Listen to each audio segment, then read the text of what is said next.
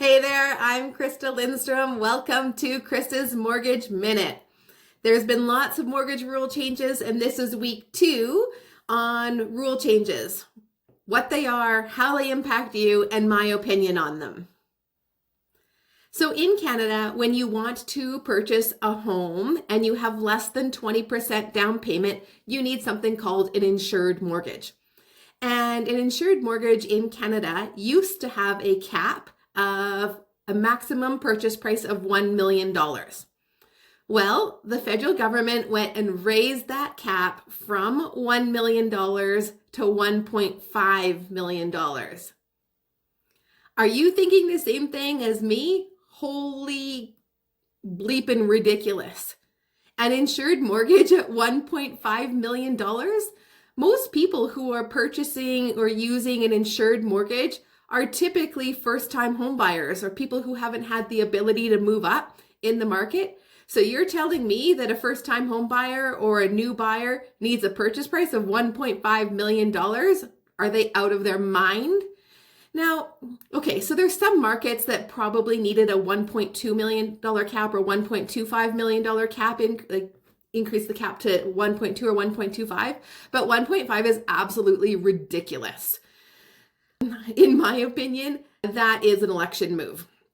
So we've been asking them to increase the cap more so regionally. So markets like Toronto and Vancouver probably do need an increase of a cap to 1.25 million, but this 1.5 million is absolutely ridiculous, and let me tell you why. So in order to qualify for a $1.5 million purchase price, you have to have household income of $320,000. That's realistic. The monthly payment, a monthly mortgage payment of $7,748. Oh my God. And the premium to qualify, or the premium that's added to that mortgage in order to access that product, is $55,000.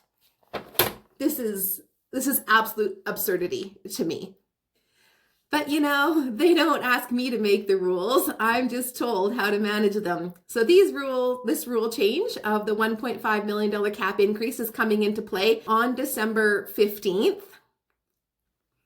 And again, the mortgage broker industry and the banking industry did not ask for an increase to the cap of 1.5 million. They asked for an increase to the cap of 1.25 million. So that may give you a bit of an indication of where the federal government thinks housing is going.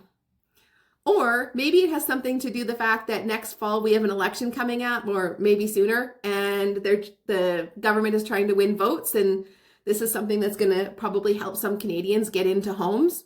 Who knows? But all in all, do I support an increase to the cap, preferably from a regional standpoint for some markets like Vancouver or Toronto, potentially Calgary? But unfortunately, housing's federal and not regional, so that's going to be impossible. So cap increase to 1.5 million is ridiculous. I think it should have been 1.25 million. But at the end of the day, if it does help some people get into housing, okay. I just think it's absolutely ridiculous to have a $7,700 mortgage payment. Thanks so much for watching. Have a great week.